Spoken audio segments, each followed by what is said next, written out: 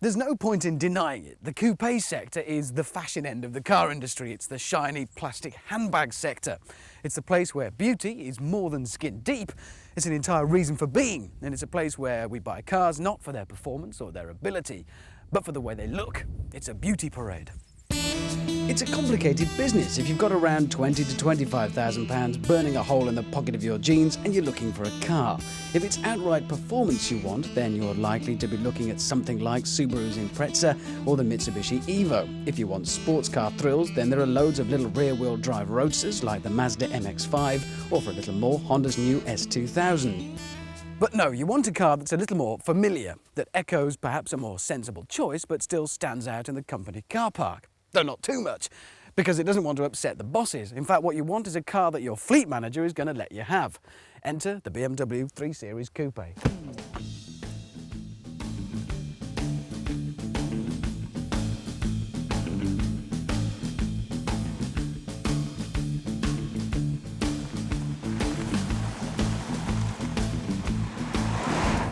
The two six-cylinder versions are first to be available, the 323 and the 328. The 318 with 4 cylinders is available in the autumn. The 323 confusingly has a 2.5 litre straight six. This, the 328, has a 2.8 litre straight six. Classic BMW engine, huge bucket loads of torque and a glorious straight six bellow to accompany it. The driving position is neutral. You feel very much in command with all the controls exactly where they should be. A couple of criticisms, both to do with the steering though. It's very precise and very direct and quite communicative as you'd expect from a BMW. But it could do, I think, with a quicker rack. You do have to put in an awful lot to get a response. And this wheel is enormous. It's like driving a tractor. It could do with something a little bit smaller just to make it feel like it's a little more eager to turn in. At the moment it just follows the corners rounds rather than turns into the bends with vigour.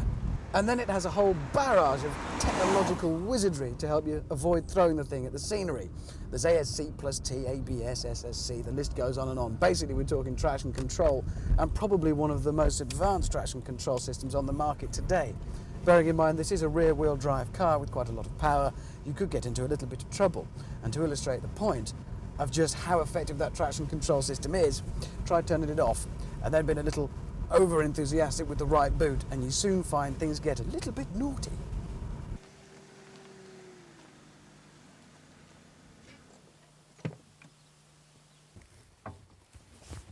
There is a certain irony to this. The BMW 3 Series Coupe is, in its own right, a very good car, and it doesn't share a single body panel with its sister, the 3 Series Saloon version.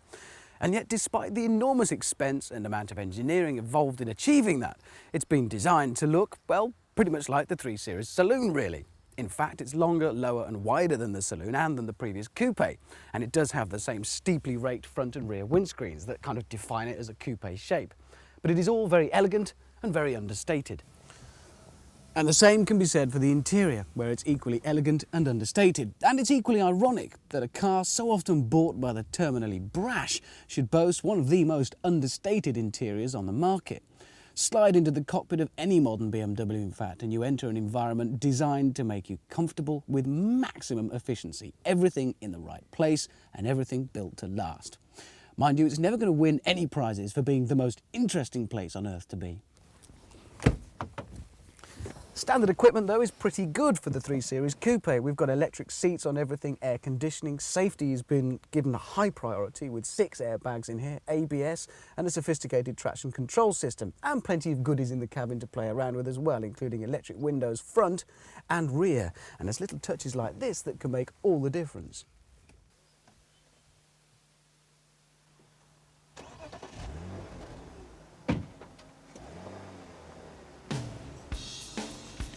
The 3 Series Coupe accounts for 1/4 of all UK sales in its sector, and that's a level of success you can't argue with.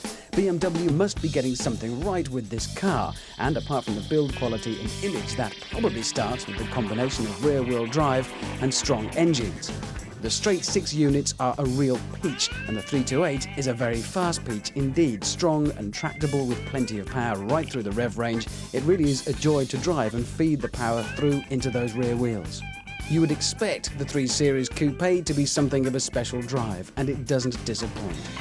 What we found was that our customers actually ordered lots of options on Coupe, much more so than the Saloon variant. And so what we thought we would do with this one is give them what they actually wanted in the first place, but actually in overall terms, when you take account of the additional specification, the car is actually better value than the old one. We came in '92 with the previous car, and it was the first proper coupe that we had built, and immediately the market expanded. And a lot of competitors have now followed us into that sector. So it's gone from around 16,000 units a year up to 35,000 units a year, and we have 25% of that market. So we've actually, as you rightly say, have a fair stronghold on that market. And the principal reason we believe for that is that this coupe, perhaps even more so than its predecessor, is a very, very good mixture of style, because style is important in coupes. It has to look good, but also it's practical. BMW's philosophy has never been to be wild with its cars. It's an evolutionary styling, just as the saloon is. And I think that's really because we've found a style which our customers like, a family style. And if we were to change that, actually we risk alienating a lot of our customers. The feedback we get from our customers is they like it. It's identifiable as a BMW. It's not an extreme car. You can park it and people are not sort of gawking at it all the time and perhaps making the occupants feel embarrassed. But it's a nice mixture between restrained style and, as I've said before, practicality. The new 3 Series Coupe will sell, and probably in enormous numbers. But when you think about it, for all the wrong reasons, for its pretty face, for its BMW badge. But if it looked like an old allotment shed and was labelled a lumpy doodah coupe, it would still be worth a look. Its sheer ability would overcome such disadvantages. Sure, it might be in the fashion end of the motor industry, but to use a fashion statement, BMW would tell you that their design is a timeless classic. And you know, I don't think they'd be that far wrong.